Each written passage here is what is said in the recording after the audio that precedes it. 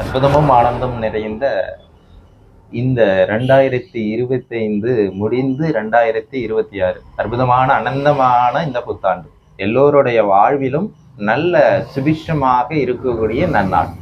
எல்லார் கையிலையும் பணம் இருக்கு, ஏன் மனமகிழ்ச்சி இல்லை? அப்ப மனமகிழ்ச்சியை தோண்டி பார்க்கிற வேலை தான் இந்த 2020 எல்லோருமே நாம் பெறக்கூடிய ஆண்டாக மாற்ற வேண்டும். இது எல்லோரு இடத்துலையும் ஒரு தனிப்பட்ட மனிதர் ஒரு இடத்துல மட்டும்தான் இதை தொடங்க முடியும். இது எந்த விஷயமாக கொள்ள முடியும் அப்படின்னா, உங்களுடைய ஃபர்ஸ்ட் நீங்க உணவு முறைகள்ல விழிப்பு நிலை பெற வேண்டும். உணவுல விழிப்பு நிலையில என்ன அப்படின்னு பாத்தீங்கன்னா, ஒண்ணு நம்ம மண்ணுக்கு எந்த தீங்கும் செய்யாத, மண்ணுக்கு தீங்கு செய்யாதன்னா கெமிக்கலான பொருட்களை இடாம எந்த பயிர்கள் நீங்க செய்து வந்திருந்தாலும் அந்த உணவுப் பொருள் தான் இந்த உடல். அப்ப இந்த உடலை நம்ம ஒழுங்காக வைத்துக் கொள்ள வேண்டும். ஆரோக்கியமான வாழ்வு வேண்டும். முதல் பட்சம் இந்த ஆரோக்கியமான வாழ்வு. இரண்டாவது, நம்ம உடல்ல இந்த ஐம்புலன்கள்ல இருந்தும் நம்மளுடைய சென்சஸ்ல இருந்து நம்மளோட உணர்வுகள்ல இருந்தும் நம்மளுக்கு பெறப்படக்கூடிய ஒவ்வொரு விஷயமும் எப்படி இருக்க வேண்டும்னா விழிப்புணர்வு பெற்று இருக்க வேண்டும். விழிப்புணர்வு இப்ப கண்ணால பாக்குறோம், ஸ்மார்ட் போனை ரொம்ப நேரம் பார்த்து கொண்டே இருக்கிறோம்னா நம்மளுக்கு விழிப்பு நிலையே இல்லாமல் இருக்கிறோம். அப்ப கண்ணுக்கு சோர்வு ஏற்படுது, அதையும் மீறி அந்த ஸ்மார்ட் போன்ல தான் பார்த்து கொண்டே இருக்கிறோம். அது மட்டுமல்ல, ஒவ்வொரு விஷயமும் அப்படிதான். நாக்குக்கு ருசியான பொருட்கள் எதுன்னு கேட்டீங்கன்னா பாத்தீங்கன்னா வறுத்த பொருட்கள் தான் நாக்குக்கு ருசி என்று வறுத்த பொருட்களே தான் இன்னைக்கு எல்லோருமே உருவாக்கி வச்சிருக்கிறோம். அப்ப வறுத்த பொருட்களுக்கு நாக்கோடைய அந்த ருசியோடைய திறனை அதிகரிச்சிங்கன்னா இன்னும் இன்னும் இன்னும்னு கேட்கும். சாதாரணமா நான் வீட்டுல நடக்கக்கூடிய ஒரு சின்ன விஷயத்தை இங்க பகிர்ந்துக்கிறேன் பாருங்க. இந்த 2025க்கும் 2026க்கும் இந்த மாற்றங்கள் வந்தாலே நீங்கள் உங்களுக்குள்ளே தனி மனிதருக்குள்ள தனி வீட்டுக்குள்ள இந்த மாற்றம் வந்தாலே ஓரளவு நீங்கள் மனமகிழ்ச்சியோட நிச்சயமாக இருப்பீர்கள். அதுதான் நான் 2026ல சொல்லக்கூடிய நிகழ்ச்சி. வருஷம் 2026க்கு ஒரு புத்தாண்டு நிகழ்ச்சிக்கு யாரோ ஒரு மனிதர் பேசிட்டு போறானேங்கிற மாதிரி இந்த நிகழ்ச்சியை பார்த்துறாதீர்கள். கலைஞர் வானொலி நேயர்களுக்கும் கலைஞர் தொழில்நுட்ப வல்லுநர்களுக்கும் இனிய புத்தாண்டு நல்வாழ்த்துக்கள் இந்த தருணத்துல சொல்லுகிறேன். ஏன் அப்படின்னா 2026ல தனி மனிதனுடைய ஒழுக்கம் மட்டும்தான் இந்த உலகத்திற்கு மிகப்பெரிய உலக மேம்பாடும் உலக பொருளாதாரத்தில் வளர்ச்சி அடையும் தவிர, உலக பொருளாதாரம் வளர்ச்சி அடைந்திருந்தால் மட்டும் ஒரு நாடு வளர்ச்சி அடைந்த நாடு அல்ல. மன வளர்ச்சியிலையும் மனதாலையும் மகிழ்ச்சி அடைந்த நாடு மட்டும்தான் ஒழுங்கா வளர்ச்சி அடைஞ்ச நாடு என்று பொருள். இது ஒழுக்கத்திலும் சரி, நம்மளுடைய குற்றங்கள் மற்றும் நம்ம நாட்டோடைய போர், நம்ம நாட்டோடைய நோய் நொடி, இது எல்லாமே சேர்ந்ததுதான் ஒரு நாட்டோடைய ஒட்டுமொத்த வளர்ச்சி. அப்ப ஒட்டுமொத்த வளர்ச்சிக்கு தனி மனிதன் தான் செயல்படணும். தனி மனிதனுடைய மேன்மை தான் உலக மேன்மை. அப்ப தனி மனிதன் ஒவ்வொன்றும் இப்ப பாத்தீங்கன்னா முன்னாடியெல்லாம் ஒரு 20 வாட்ஸ் பல்பு போதும் நம்மளுடைய கண்ணு தெரியறதுக்கு ஒரு அறையில. இன்னைக்கு 30 வாட்ஸ் போய் 40 வாட்ஸ் போய் 50 வாட்ஸ் பல்பு மட்டும் போட்டிருந்தால் மட்டும்தான் இன்னைக்கு கண்ணுக்கு தெரியுதுன்னா கண்ணுடைய பவர் எந்த அளவுக்கு போயிருக்குன்றது பாருங்கள். ஒவ்வொன்றுலையும் நம்ம அந்த மாதிரி பார்க்க வேண்டியதா இருக்கு. உணர்வு சம்பந்தமாக ஒவ்வொரு விஷயத்திலும் அப்படி இருக்கும். முன்னாடியே சாதாரணமா மித வேகத்திலே சென்றாலே போதும் என்று நினைத்திருந்தோம், இப்ப அதிவேகம் செயல்பட ஆரம்பித்து விட்டோம். அப்ப ஒவ்வொன்றும் அதிவேகமாக செயல்பட்டால் இந்த உணர்வுகளும் இந்த மனிதனுடைய நடைமுறைகளும் மனிதனுடைய இந்த உறுப்புகளும் ஒவ்வொன்றும் இலகுவாக உள்ளது. ஒரு பெரிய இந்த போராட்டத்துக்குள்ளே இந்த மனசுக்குள்ளே பெரிய வளர்ச்சியாக பெறுவதற்குன்னா ஒரு தனி மனிதன் என்ன செய்ய வேண்டும் என்றால், தனி மனிதன் தன்னை உற்று நோக்க வேண்டும். இப்ப இதை நான் சொல்லக்கூடிய மிகப்பெரிய கான்செப்ட் என்னன்னா, ஒரு தனி மனிதன் தன்னை ரிசர்ச் பண்ணணும்.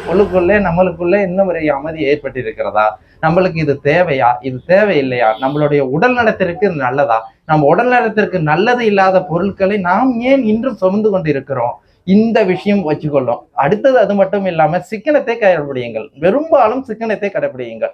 சிக்கனம் தான் இங்கே மனிதனுக்கு வேணும். அதாவது ஒரு வீட்டுல 2 பேர் இருந்து அந்த வீட்டுல உள்ள ஒரு மின் விசிறியா இருக்கட்டும், ஒரு மின் அடுப்பா இருக்கட்டும், 2 பேருக்கு என்ன மாதிரி துரிதமாக செயல்பட வேண்டுமோ அதற்கேற்றபடி அமைத்துக் கொள்ளுங்கள். அது தண்ணியாக இருக்கட்டும். ஏன்னா வரும் யுகத்துல மிகப்பெரிய நீர் மேலாண்மை மிகமாக இந்த உலக பூராவும் தேசம் பூராவும் பேசப்பட்டு வருகிறது நீர் மேலாண்மை. அப்ப நீர் சிக்கனமும் இப்போதைக்கு நம்மளுக்கு மிகப்பெரிய அவசியமாக இருக்கிறது. அது மட்டுமல்ல, உலக பொருளாதாரம் எப்படி நம்மளுக்கு இருக்கிறதோ அதையெல்லாம் மீறி நாமெல்லாம் ஒன்று சேர்ந்து நம்ம தனி மனிதனுடைய வாழ்க்கையில இருந்தால் மட்டும்தான் தனி மனிதனுடைய மேன்மை இல்லை, தனி மனிதனோட ஒழுக்கத்தை கடைபிடித்து தனி மனிதனுடைய ஒவ்வொரு கட்டுப்பாடும் இருக்க வேண்டும். ஒரு ஒரு ஒரு ஒரு பொது காரியங்கள்ல நீங்க செல்லும்னாலும் அந்த தனி மனிதனாக நீங்கள் என்ன செய்ய வேண்டும், உங்களுடைய பொறுப்பு என்ன வேண்டும் என்று இருந்தால் மட்டும்தான் இந்த ஆண்டு வளர்ந்திருக்கும். நீங்க மலர்ந்திருக்கிறதுக்கு நான் பாட்டுல இந்த ஆண்டுல சோசியம் பார்த்தேன், இந்த ஆண்டுல புத்தாண்டுல பலாபலன் பார்த்தேன், எனக்கு சிறப்பு வந்துடுச்சு அப்படின்னு நினைக்க கூடாது. நீங்கள் உழைப்பு உழைத்தீர்களா? அதுதான் நீங்கள் கேட்கிறது. உங்களுடைய உழைப்பு இந்த நாட்டிற்கும், உங்களுடைய குடும்பத்திற்கும், உங்கள் தனி மனிதனுக்கும் உங்களுடைய உழைப்பு எப்படி இருந்திருக்கு? கூரை பித்து கொண்டு எதுவுமே கொட்டாது. நம்மளுடைய உழைப்பு இருந்தால் மட்டும்தான் நீங்கள் அடுத்த லெவலுக்கு போக முடியும். உழைப்பு இல்லாமல் இந்த ஆண்டு எனக்கு நல்லா அமையுமான்னு கேட்டால் அது எப்படி?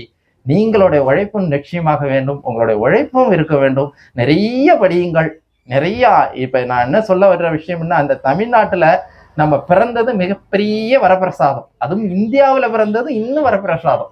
இங்கே இருந்து ஏற்றுமதி ஆகி நம்மளுடைய இதிகாசங்கள், புராணங்கள், நம்மளுடைய ஞான நூல்கள், பெரிய கீதைகள், இதையெல்லாம் இங்கே இருந்து ஏற்றுமதி ஆகி வெளிநாட்டிலேருந்து யூடியூப் வழியாக பார்த்து நம்ம செயல்படக்கூடிய காலத்துக்கு இன்னைக்கு வந்துவிட்டோம். இங்க இருக்கிற உற்பத்தியானது, இங்க தயாரிக்கப்பட்டது, இங்க பேசப்பட்டது, இங்க நம்ம கடவுளோடு இருந்தது, ஞானத்தன்மையில இருந்தவர்கள், அவர்கள்லாம் சொன்ன உபதேசங்கள், மந்திரங்கள்லாம் விட்டுட்டு எங்கேயோ ஒருத்தர் யூடியூப்ல இருந்து வெளிநாட்டுல போட்டாருன்னா அதை ஃபாலோ பண்ணணும்னு நினைச்சு ஃபாலோ பண்ணிட்டு இருக்கிறோம். இதுக்காக தான் சொல்றேன், நிறைய நூல்கள் இருக்கின்றன. ஒருத்தர் சொல்லக்கூடிய விஷயங்களே நீங்க ஒரு 1000 வருஷம் வாழ வேண்டியதில்லை, ஒரு 2000 வருஷம் வாழ வேண்டியதில்லை. ஒரு நூல்களை ஒரு வருஷம், இங்க இருக்கிறவுடைய புராணங்களும் இதிகாசங்களும் நூல்களை நீங்கள் ஒரு வருஷம் படிச்சீங்கன்னா போதும், 1000 வருஷம் வாழக்கூடிய வாழ்வுதனை, ஒழுக்க முறைகளை, நன்னடத்தைகளை அந்த ஒரு நூல் கொடுத்து விடும். அதனாலதான் நிறைய படியுங்கள், தீர்க்கமாக யோசியுங்கள், அயராது உழையுங்கள். இனி வரும் 12 மாதங்களும் உங்களுக்கு வசந்த காலங்கள் தான். இதுல தனி மனிதனுடைய மேன்மை மட்டும்தான் உலகத்தின் மேன்மை. தனி மனிதன் தன்னை ரிஜெக்ட் பண்றக்கூடிய ஆண்டாக விவசாயத்திலும் சரி, விவசாயத்துல எப்பயுமே இயற்கையை பயன்படுத்த ஆசைப்படுங்கள்.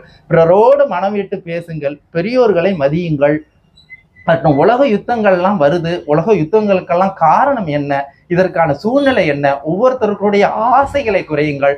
நம்மளுடைய ஆசை சிறப்பான நம்மளுக்குள்ள ஆசைகளாக இருக்கட்டும். நம்மளுடைய நிறைய அள்ளிக்கட்டணும்னுலாம் இல்லை. இன்னைக்கு பாத்தீங்கன்னா ஆஸ்பத்திரியிலும் கூட்டம், கோயிலிலும் கூட்டம். அப்ப எங்கேயோ ஒரு தப்பு நடக்குதுன்னு தானே அர்த்தம். ஆஸ்பத்திரியில போய் கூட்டம் நடந்ததுன்னா ஆயில் இன்னும் நீண்ட ஆயிலா தானே போயிருக்கணும். ஆஸ்பத்திரி நிறைய கட்டி இருந்தாங்கன்னா ஒரு மனிதனுக்கு ஆயில் நீண்டதான தானே போயிருந்திருக்கணும். ஆயில் நீண்டதாக போகவில்லையே, அப்ப வளர்ச்சி அடைஞ்சிருக்குன்னு சொல்றாங்க. முன்பு மாதிரி இல்லையே. அப்ப நோய் வருகிறது, புது புது நோய்கள்லாம் வருகிறது, புது புது புது புது புது புதுவான பழக்க வழக்கங்கள்லாம் வருகிறது. இதுவெல்லாம் அல்ல வாழ்க்கை. பழக்க வழக்கங்கள் எப்போயும் பெரியோர்களை மதியுங்கள், பெரியோர்கள் கொடுக்கக்கூடிய சொல்களை கேளுங்கள். அனுபவம் வாய்ந்த பெரியோர்களுடைய வார்த்தைகளை எல்லாம் இன்று இந்த பிறவியில இந்த விஷயத்தை நீங்க கேட்குவதற்கு தயாராக இருந்தால் மட்டும்தான் இந்த ஆண்டு மலர்ந்திருக்கும். இதுதான் நான் இங்க சொல்லக்கூடிய சிறிய விஷயம். இது நீங்க பாக்குறதுக்கு இந்த என்னடா இது ஒரு களஞ்சியம் வானொலி எல்லாம் தொகுத்து என்னென்னமோ கொடுத்துக்கிட்டு இருக்காங்களே, எல்லாருமே தமிழ் புத்தாண்டு சொல்றாங்களே, சோசியக்காரங்க சொல்றாங்க, சில புலவர்கள் சொல்றாங்க, சில ஞானவான்கள் சொல்றாங்க. அது அல்ல. இது ஒரு தனி மனிதனுடைய வாழ்க்கை என்றுதான் விழிப்பு நிலையில இருந்து நாம் பெற வேண்டும். ஒரு மாடு இருக்குன்னா அது கரெக்டான புல்லு எதுவோ அந்த பில்லை தான் திங்கும். அதுக்கு வேற எந்த பில்லும் அதுக்கு உதவாத பில்லு இருந்துச்சுன்னா அதை தின்னுடாது.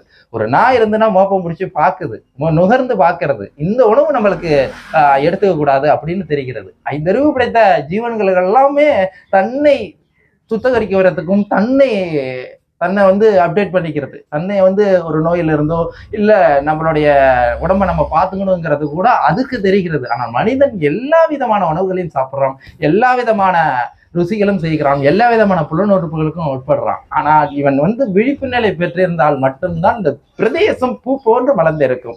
அதுதான் இன்னைக்கு இந்த புத்தாண்டுல நான் சொல்லக்கூடிய மிகப்பெரிய விஷயம். அதை எல்லோரும் விழிப்பு நிலையில பெற்று யோகம், தவம், தியானம், இது தன்னை உள்நோக்கி இருக்கிற ஒரு பிரச்சனை. எல்லோருக்குமே தன்னை உள்நோக்கி உற்று நோக்கி பார்க்கிற விதம் எல்லோருக்கும் தெரியாது. தன்னை உள்நோக்கி உற்று நோக்கி பார்க்கிறவர்கள் தான் ஞானவான்கள்னு சொல்லுவாங்க. ஆனால் நீங்களும் உட்கார்ந்து கொஞ்ச நாள் தங்களை தாங்கள் நம்ம செய்யற வேலை ஓகேவா, இந்த வருஷம் போன வருஷமெல்லாம் எதற்காகவோ ஓடணும், எதற்காகவோ ஆடணும், எதற்காகவோ செய்தோம், ஆகா இதனால என்ன பலன் கிடைச்சிச்சு, நம்மளுக்கு நோய் வந்திருக்கு, நொடி வந்திருக்கு, ஆசைப்பட்டதுனால நிறைய ப்ராப்ளம் வந்திருக்கு, மனமகிழ்ச்சி இல்லாம போயிருக்கோம், பணம் நிறைய வந்திருக்கு ஆனா மனமகிழ்ச்சி இல்லை, பிறரோட நம்ம பாசமாக பழகலை, பிள்ளைகளோட நம்ம நேரத்தை ஒதுக்கல, ஆகா நம்மளுடைய நிலத்திற்காகவும் நம்மளுடைய சொத்துக்காகவும் சுகத்திற்காகவும் ஓடி இருக்கோங்களே, ஆகா ஆகா இந்த மனமகிழ்ச்சி நம்மளுக்கு கிடைக்கலேன்னு நினைக்கக்கூடிய சூழ்நிலை 2025 உருவாகிருக்கும். அது எல்லாம் இல்லாம 2020 குடும்பத்தோடு, உற்றார் உறவினரோடு, உங்களுடைய இந்த உலகத்தோடு மகிழ்ந்து ஆனந்தத்தோடு மனமகிழ்ச்சி மட்டும்தான் உன்னதமான திருநாளாக இந்த புத்தாண்டு மலரும் என்று சொல்லி இந்த அற்புதமான வாய்ப்பு கிடைச்சிருக்கு. இது உங்களுக்குள் ஒரு உத்வேகம், ஆசை, ஆர்வத்தை உண்டாக்கி இருந்தால் இந்த வானொலிக்கு நீங்க நன்றியை சொல்லுங்கள். மீண்டும் ஒரு நல்ல நிகழ்ச்சியில உங்களை சந்திப்போம். நன்றி, வணக்கம்.